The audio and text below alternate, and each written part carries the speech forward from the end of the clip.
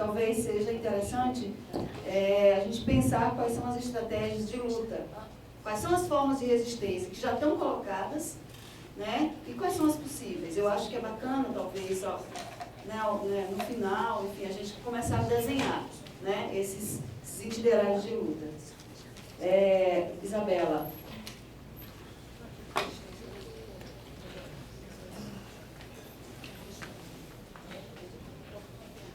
Boa noite a todos e todas. Sou Isabela, sou professora de Geografia aqui do Colune, da UF, e ensino básico, né?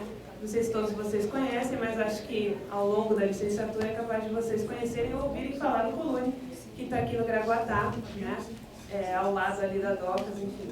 E a gente está aqui conversando o tempo inteiro sobre a terceirização, sobre as condições de trabalho, e às vezes a gente fala de coisas muito distantes, né? Lá em Goiânia, lá não sei aonde. E aqui no Colune, a gente vive uma situação de extrema precariedade. Aqui no Colune, a gente tem professor terceirizado. Não por uma OS, mas por uma fundação. A Fundação Euclides da Cunha. Esqueça. O nome da Fundação Euclides da Cunha. A gente tem um monte de professor, eu não sei o montante, mas eu, por exemplo, entrei no primeiro concurso do Colune, que foi em 2014. Até então, o Colune existia com 3 ou 4 professores efetivos, e o restante todo era uma mescla entre professores do Estado e esses professores terceirizados pela FEC. Esses professores terceirizados têm a mesma responsabilidade que a gente, ou seja, tem que dar aula, tem que dar avaliação, tem que participar de conselho, mas eles têm uma condição muito precária porque eles não recebem salário, eles recebem bolsa. Ou seja, eles começam a receber em maio e vai até dezembro, não tem férias, não tem 13º, eles não têm direito algum. E eles estão aqui comigo. Ou seja, não tão longe, não está tão distante para a gente. A gente, em janeiro, para dar aula, né, a gente precisa se dobrar para conseguir dar aula no calor que é o Colune. Ou seja, a gente não tem condição de trabalho, a gente não tem ar-condicionado em sala. Eu, por exemplo, que sinto muito calor, eu tenho que dar aula descalça, porque senão eu não dou conta, minha pressão cai. Né? A professora de educação física tem uma quadra extremamente suja, os alunos se machucam. Né? Recentemente, eu não estava de licença, mas quando voltei soube que os alunos tiveram casos de lacraia dentro de sala de aula. Ou seja, não está tão longe. A gente não tem uma diretora eleita, a nossa diretora é designada pelo reitor. Ou seja, não tá, as coisas estão acontecendo aqui dentro da nossa casa e a gente muitas vezes não sabe. Então, eu queria hoje só aqui denunciar para vocês e contar um pouco do que a gente vive. E dizer que a nossa luta em 2015, quando a gente fez a greve, conseguiu diminuir um pouco essas situações. Ou seja, a gente conseguiu garantir um documento assinado pela diretora de que em 2018 a gente vai fazer a nossa primeira eleição. Resta saber se a gente vai conseguir, se a gente vai ter pernas para isso, somos poucos. A gente conseguiu diminuir o número de professores bolsistas com um banco de equivalência, ou seja, os professores que vão se aposentando, as vagas vêm vindo para o Colune. Ou seja, eu não tenho dúvidas de que se a gente não tivesse feito uma greve dura em 2015, que a gente parou praticamente o colégio, a gente atrapalhou muito a vida do colégio, a gente não teria conseguido, a gente possivelmente não teria conseguido metade do que a gente conseguiu e que ainda é muito pouco. Então, vocês como bolsistas de licenciatura que vão estar lá no colégio, quero que vocês saibam dessa situação. Ou seja, a gente tem uma escola dentro da UF, uma escola federal, né? A gente tem a mesma carreira que os professores do Pedro II e a gente vive uma situação de extrema precariedade. Tá? Obrigadão. Lídia. Posso falar daqui? Sim, se você quiser. Na verdade, eu tenho 2 perguntas que estão mais ou menos dentro da escola de vocês. Uma é que vocês citaram falando sobre a quantidade de professores que tem no Brasil e o quanto essa classe, né, a nossa classe, ela é expressiva. E aí, o que aconteceu com essa classe expressiva para ela se permitir chegar a um ponto que a gente tem que sentar e debater uma reforma que é totalmente alheia a ela, né? Porque, pelo que eu vejo, pelas as nossas discussões, esse debate da reforma do ensino médio, todas as leis que estão se portando para a gente, elas estão fora desse debate dessa escola, né? A gente não foi consultado, acho que, pelo menos, né, nem enquanto aluno, nem enquanto professor. E quando que foi e o que aconteceu, eu não sei, identificar com essa classe para ela se permitir que isso acontecesse. Não estou culpando, né? Estou falando que alguma coisa foi, em algum momento o nosso discurso foi invisibilizado. E em relação ao ambiente escolar, o que eu vejo é uma burocratização da educação, né?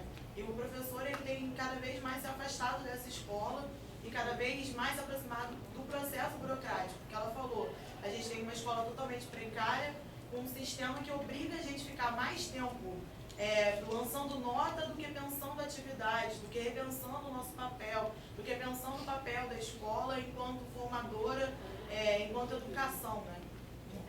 E aí são esses dois questionamentos. Essa burocratização, quanto ela vai melhorar ou piorar, eu acho, pelo menos que aponta que ela vai piorar, né? Vai ter uma gravidade nessa burocratização dos processos.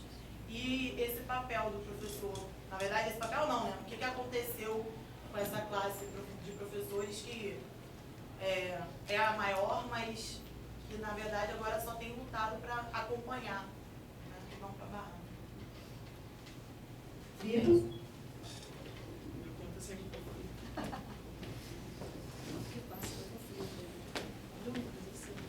Boa noite, gente. A minha ideia é de aproximar também um pouco da nossa realidade, mas fazer um relato. Meu nome é Vitor, eu sou professor da rede estadual, assim como a Lívia. E a minha escola foi uma das escolas selecionadas para abrigar o tal ensino médio inovador, que nada mais era que um projeto da Viviane Sena, da Fundação Ayrton Senna, em parceria com o governo do estado, que na verdade não inova nada, ele muda alguns nomes de disciplinas, fica bonitinho, cultura e mídia, projeto de vida, que nada mais é do que os valores empresariais da Fundação Ayrton Senna colocados, patrocinados pelo governo do estado do Rio de Janeiro por lá. Bom, e como ele é integral, assim como a proposta, que até agora não é mais uma proposta, da reforma do ensino médio, eu fico sempre me perguntando quem pode participar desse ensino médio. Porque assim que esse projeto do ensino médio inovador foi implementado lá na escola, nós passamos de 3 turmas, mais ou menos 35, 40 alunos, para uma turma com 6 alunos no ano seguinte. E para além do valor da escola que essas pessoas atribuem, tem uma dimensão concreta. Muitos deles precisam trabalhar. Eles são alunos com 17, 18, 19, 20 anos, e eles, além de serem cobrados, eles têm a necessidade de trabalhar e contribuir com as contas em casa. Bom, esses meus alunos, ex-alunos que saíram do meu colégio, eles hoje provavelmente estão em outras escolas do estado. Agora, uma vez que esse projeto se torna nacional, o que vai ser desses alunos que precisam trabalhar? Acho que tem uma dimensão de classe que também está sendo ocultada com essa reforma do ensino médio, para além dos sentidos da educação, que seria uma coisa mais profunda, mas acho que tem uma questão anterior ainda, mais prática. Então é isso, a ideia era também solidarizar com a precariedade, acho que nesse sentido a gente está junto. Com certeza.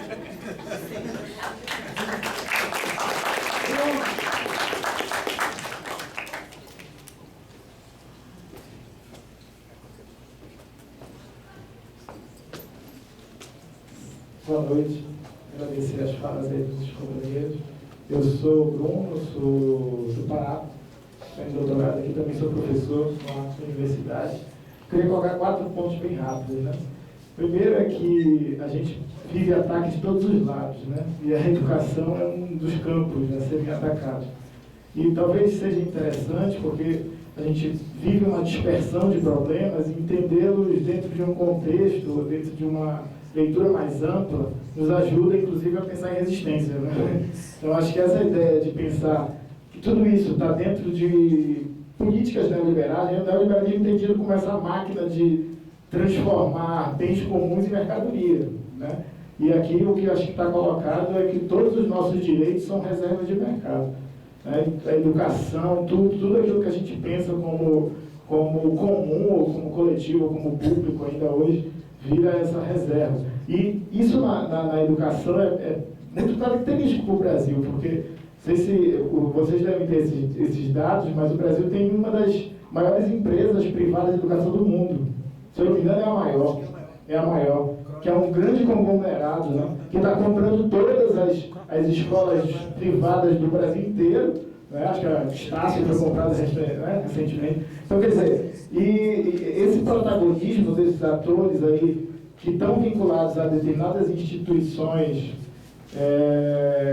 de empresas, né, institutos, na verdade, de empresas, que de certa maneira formulam essas políticas. Então, claramente o que está em jogo é uma reserva de mercado. Nós somos a reserva de mercado. Então, acho que esse é um ponto importante. O segundo ponto, isso também para ter uma isso mais geral. O segundo ponto é que me parece que já no governo Lula, com a criação das universidades, parece uma estratégia no campo da educação, que é muito geográfica, inclusive, né? O Lula criou uma universidade onde estava expandindo agronegócio.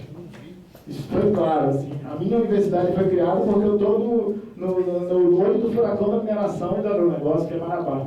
Né? Mas todas as universidades, as 5, se não me engano, criadas pelo Lula, estão aí.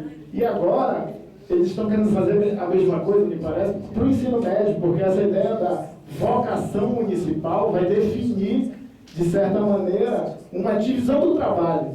Né? Então, eu acho que essa é uma questão importante para entender essa estratégia. Como essa ideia da vocação municipal, a agropecuária, não sei o quê, vai